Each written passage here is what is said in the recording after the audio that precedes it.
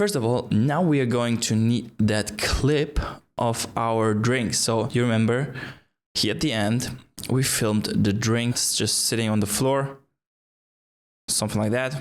And we are now matching that with the drink coming in. So it should look something like that, close to that angle here. So let's see if we have a close angle to that. This is pretty good. Yeah, I think that's fine. Something like that. We need that frame. So we are now creating a new comp and call this one coffee. Boom.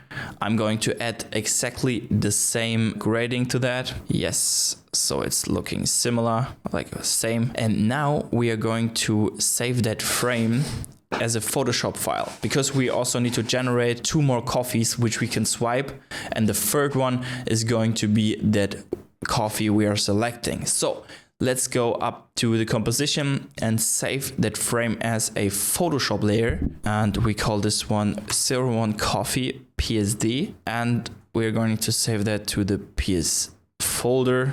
Nice. Let's open up Photoshop. Oh yeah, here I did my selection.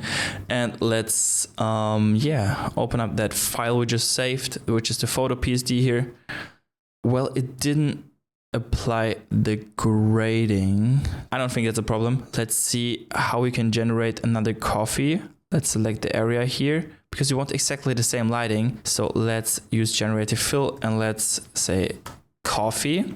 And now we are going to try to generate 2 more coffee options, which we are going to swipe away, and we want them to look similar to the one we are choosing at the end. So we are actually using here the same frame, and we're generating actually a coffee with the same lighting and the same framing. So now it's just going to take some time to find the right coffee, to get some more ideas, and then we are going to isolate each coffee so we just have that PNG. So now I'm going to generate 2 more coffees, and yeah, this might take some time because I want them to look really good. And some of them, they're just random. You see them here. So it might take a couple of tries to get a good coffee here. So I see you in a second.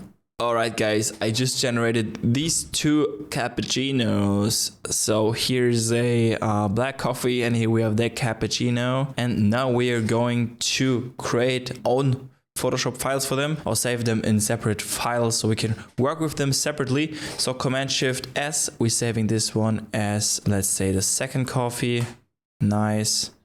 And now we are saving this one as the third coffee. Boom. Yes. Nice. So now let's open up the second coffee as well. In here, Photoshop files, second coffee. Give me that one as well. Perfect. And now we are going to isolate them. So we can deselect the background here, and we're going to choose that object selection tool. And now we should be able, with the layer selected, to just select that coffee and create that selection right away. And this is looking pretty good, to be honest. I think there's a strong selection. We can now click here on that create mask layer mask. And now we have created a mask around that layer. Or we should have created a mask. But it's not working here. Oh no, okay, we're not doing it like that. Never mind. Command C. Let's invert the selection with Command Shift I. And now we can delete the parts here around it. So let's delete the parts around it. Yes. So now we have isolated our layer, but this coffee looks really messed up. So maybe we have to generate another one. I don't know. This doesn't look good. So let's generate another coffee and turn the layer on here again. And let's generate another coffee here with the lasso tool. We are selecting the area. Boom. We want a cappuccino. Generate a fill. Cappuccino Mac. Yes. So in the meantime, we can jump in After Effects, and we are going to freeze that layer here. That's going to be the first coffee. The layer I just used that last snippet of the clip with that coffee here. So we find a good spot with a good angle. I think that is pretty good. Make sure it's sharp. And now we are going to make the time freeze. So we're going to freeze the frame. So we have that frame freezed. Perfect. And now let's create a new folder and let's name this one coffee. So we have all of the coffee layers in there, like swimwear. Boom, drop it. And yes, here we can now mask out that coffee. So let's select the pen tool and let's draw a mask around the coffee. Yes, in the meantime, let's check if Photoshop has generated. Oh, wow. It has generated a coffee. What is wrong with me? Chino? Do we spell with double C? I should know that. Damn. No. Cappuccino. That looks wrong. Man, what am I doing? Kappa what? Cappuccino. Chino, that's right. Cappuccino. That is cappuccino. Yeah, I want a cappuccino like that. Good job, bud. Cappuccino. Oh, he's excited. Fixed it. In the mug? No. Man, I cannot write today. No worries. AI is gonna fix it. Let's keep on creating that mask here. And hopefully After Effects is Photoshop is now creating a better result for the cappuccino. I feel like Al Pacino. Boom. Let's draw that mask here. Tell me bring out the cappuccino. Cappuccino, that's right. I feel like Photoshop has just finished generating the frame. So let's have a look. That is going into a good direction. Let's generate again. That's what I'm looking for. So let's keep on masking. Nice work. Cappuccino. No, bud, that's a shoe. We should have a look in Photoshop again. Wow, that is a cappuccino. Dang. Well, it looks so weird. Let's say realistic. Maybe this helps. Nope. Realistic in a mug. Let's keep on masking here. Nice. And now we've finished the mask. Perfect. Cool. Let's open up the mask options and let's increase the feather. I don't know, about 10. I think 10 is good. Yeah, 10 looks realistic. That is a good selection. And now we can scale it up, make it bigger, make it fit the frame. Scale something like that. I think that's good. Awesome. So that is our first drink. So let's see if it created another good drink here. Well, that is actually not too bad. I like that result. It's just the area here just doesn't look right. Let's fix that. All right, this is looking way better. Nice. And the area up here to the top, it's not a problem. I think that's totally fine. So let's export this one or like save this one as well as coffee 2. Going to replace it. Yes, please.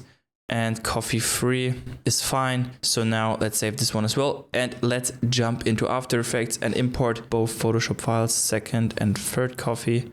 Yes, bring that in. Let's create a new comp for these. Yes, this is good. And now let's see if we should add the color here as well. Yes, I think that's a good idea, but maybe not so intense. So let's set the opacity to 70. 70 is good. That coffee as well. So we're matching like the scene better. Okay, nice. So now let's make sure we have the layer selected and let's draw a mask around our subject here as well, around the coffee. All right, so I'm going to speed up that process for you so you don't have to watch me masking another 2 coffees. So I see you in a second. All right, I'm done with masking all of the coffees. So I created the mask for the coffee here as well and for the third one too. So let's go into our main comp and let's find the right position and timing for the swipe. So it should be somewhere around here where we want to fade out the Photoshop selection as well and bring in the coffee. Well, we can actually keep that here because we need that selection. Yeah, make sure this selection area here is fading out. Going with the opacity down a bit, so something like that. So we're also going to create keyframes for the transparency PNG here at the bottom and also fade this one out to 0. And it's going to look something like that. All right. And now we are going to add this little selection here at the bottom where I'm choosing the different coffees. So here, let's say from here on, I'm selecting the coffees, right? So let's drag that in. We can move that all the way to the top. That's fine. We are going to position it in the middle here. Let's create a mask and also use the key light effect. Key light, boom. We are going to select the green, boom, nice. Now we are like skipping through the different layers. So this is actually looking right from the timing. Nice. So let's check the main comp, how it looks. We are losing the transparency and the other one. And now we are selecting a little bit later, actually. You can move it a little bit more down and make it appear a bit later. Something like that. Yes. So let's check that, how that looks. Let's make it fit to the comp. So here I'm choosing the second one. Yes. And here I'm choosing the third one. That's not 100% accurate, but yes, this should work in our case here. Yes, so that's fine.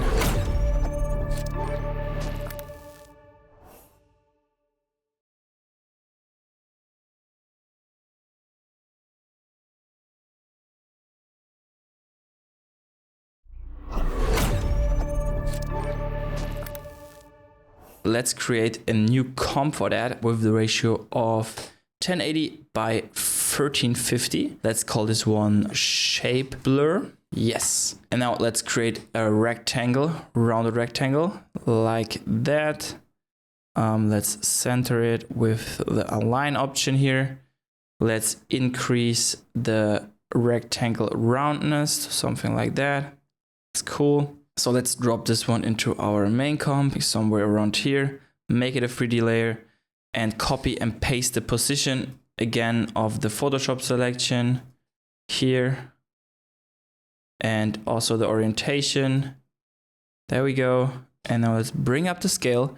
And now I want to create that illusion or the look of like a window which we are working in the area here of working in Photoshop. So in that case, we are now going to create a new layer.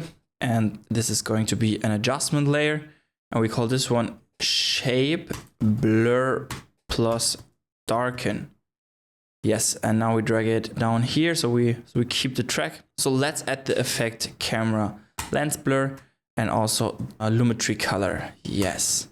And now we set the exposure to -4. Let's try that. And the blur to, let's say, 70 or even 100. Next up, we are going to use the track matte here. And we are using for the layer mask, we're using the shape blur. Boom. And just like that, we have created a shape here in 3D space, which is blurry and darken it. And yeah, it's not 100% what I'm looking for right now, but I think this is going to look pretty cool if we decrease or if we make the exposure less dark. Yes, so I think even -1. Yes, something like that. That's cool. So we're kind of working in that area here. All right, here we select in the Photoshop icon and let's move that shape comp anchor point to the Photoshop layer here. And let's scale it up from the size we were setting it to be, starting at 0. And let's smooth these curves. Boom, boom. Let's see how that looks. So when we tap on it, I want it to open, maybe a little bit slower over time. I don't think we need that much blur, to be honest. Let's set the blur radius to 60. I think that's fine. Well, and we can actually just make it appear for seeing the preview of the cups. I don't think we even need it when we are open up Photoshop. Maybe I need to find something different to make that look better. So let's say we're moving back the anchor point here to the middle of the frame. And here it's going to pop up. Because we are selecting the cups. I think that's better, yeah. And we can, of course, add some outlines maybe at the beginning. So I think that's way cooler. Let's do it like that. Yeah, that's nice. Let's make it pop in here. Yes, and here we can just fade it out again with the opacity going from 100 all the way down to 0. Nice, and here we can make the cut and delete the part. Nice, so that is going to look better. So let's create a easy keyframe. And now I want to bring in the shape blur layer again. No, pretty much I'm just duplicating this layer, I think. So I'm going to, copy it first and create a new comp with exact the same size. Call this one outlines. Yes, paste it in here. Set the fill to none. And the stroke to a dark gray. Yes, and let's bring in that comp. The outlines here above. Make it a 3D layer. Copy the orientation of the shape we have created before. Paste it onto our rectangle here, and also the position. And I also want to paste the scale. So that second keyframe, so the final scale. Yes. Now we don't need the keyframe. So this is cool, I think, to have some kind of outlines here. What if we try to use a brighter color? Maybe it's going to look better. And a stroke to about 10. Something like that. Yeah, I think that's cool. So we created like a window to work with. So this could be actually appear from the Photoshop selection, just the outlines. So we're working like in a tab. I think that's cool. So let's set the 0. Let's smooth the keyframes. Boom and boom. So it's kind of opening that outlines. Let's set opacity a little bit less to 80, so it's not so present.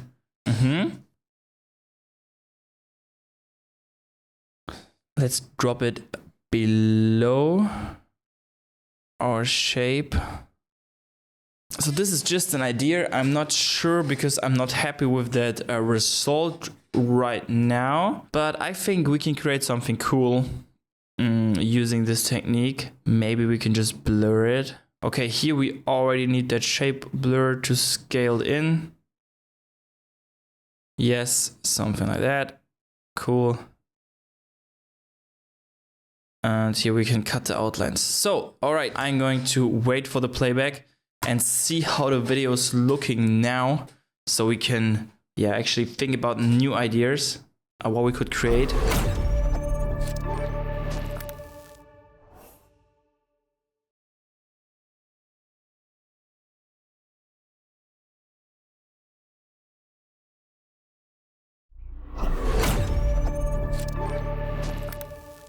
I think it's a cool idea to add some text here. So let's do a horizontal text and let's name this one Black Coffee. And for the coffee, I want to be filled and black can be outlined, which is pretty cool. If you like that look, let's move it behind the coffee here. If you like that look, you can just pretty much just copy the settings here. To my right, here I have this one black italic. This is the size, and for the outlines, I think I have a value of 5. And I think that looks pretty cool. Here you can also set where the second word should be placed. And I just created the same for the other ones as well. So just created a text layer for oat milk cappuccino. Yes, let's scale this one a little bit more up like that. And I created another text layer for the iced coffee. And the iced coffee I want to fade out when I do the selection. So I just keyframe the opacity here. Nice. So let's jump in our main comp.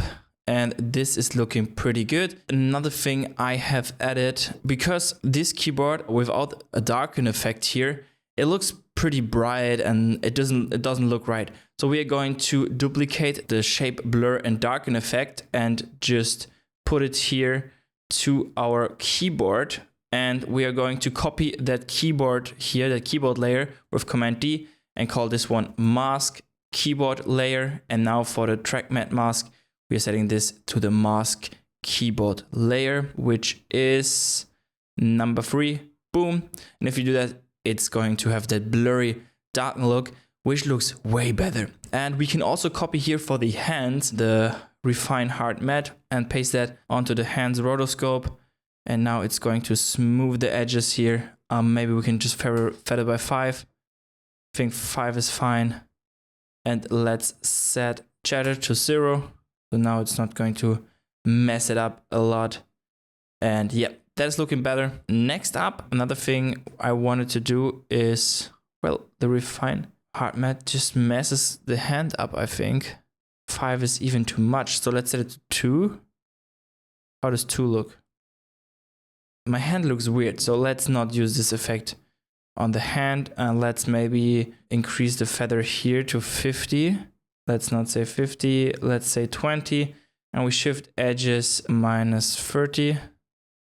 Yeah, that's better. I think that's looking clean. Nice. And another thing I wanted to add is when the coffee is coming in, I want to only make it appear inside of this outline window we have added, which is pretty much just a copy of that background blur and darken effect. So let's duplicate this outline layer here with Command D. Boom. And now we can use this one as a mask outline coffee. Perfect.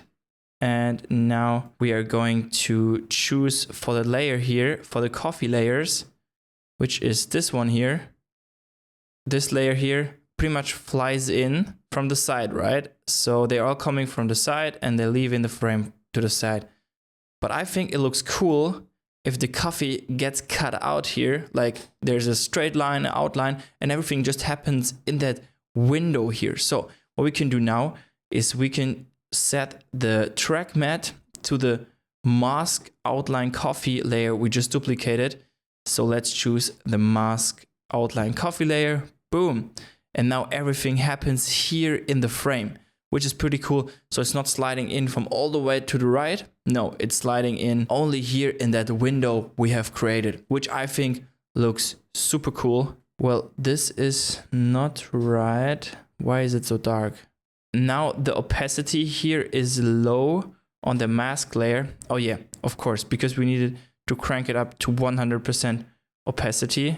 Yes. And yes, that is correct. We can also trim it here to the area we want. So yeah, now it's back because the layer was on, I think 60% opacity, but we need it at 100%. So yeah, here at the end, you see now, of course, the layer gets cut out because we tell the layer it should only appear in the mask area of the shape we have created. So for the last coffee, which jumps up in the air, we need to cut that right when we have the scale up. Here, Command Shift D, cut it, and we don't need any matte for that, because then we can just make it appear without any mask because it's not sliding in from the right or from the left anymore. So this is clean. If we duplicate it, no, not duplicate it, but cut it. And for the second half, we can just set the track matte to none. And now it's clearly going up and coming back down again. Nice. I think this is looking really good. We're getting close to a really, really good result here. Let's have a playback and see what else we can do. So here we select Photoshop, boom, open up Photoshop, which is pretty nice. We are drawing that line. I think that outline effect looks pretty cool, that shape. It just makes everything more compact together. Just brings in some more structure. Then we are selecting the keyboard. Keyboard is now looking good as well, since we have added this darken and blur effect for the background, which is pretty nice. And then we're moving on with bringing in the coffee. We are swiping the coffee. Now the coffee is only swiping with the titles. I think titles are pretty cool. Now you see it, the coffee is cut up here. That's because we set it to this parent mask layer. For the track matte, this is looking good. I'm swiping through the coffee. I'm picking the right coffee and I'm grabbing the coffee. I think this is looking pretty good for now. I think the next step could be that we are going to create a nice transition animation for the loop. So we're going to track the phone at the end to create the transition and also to create a screen which shows the edit behind it. So let's see how that looks. So now there's the catch. Yes, are we going to smooth the catch at the end? Maybe we're going to add a little bit of a camera shake or lens distortion effect to hide that catch a little bit more. So it's going to be super clean then, because we want super clean results, right? So this is looking pretty good for now. Yeah, let's do the phone next. Here I'm just like getting up the drink, and then I move down and I'm coming up with my phone.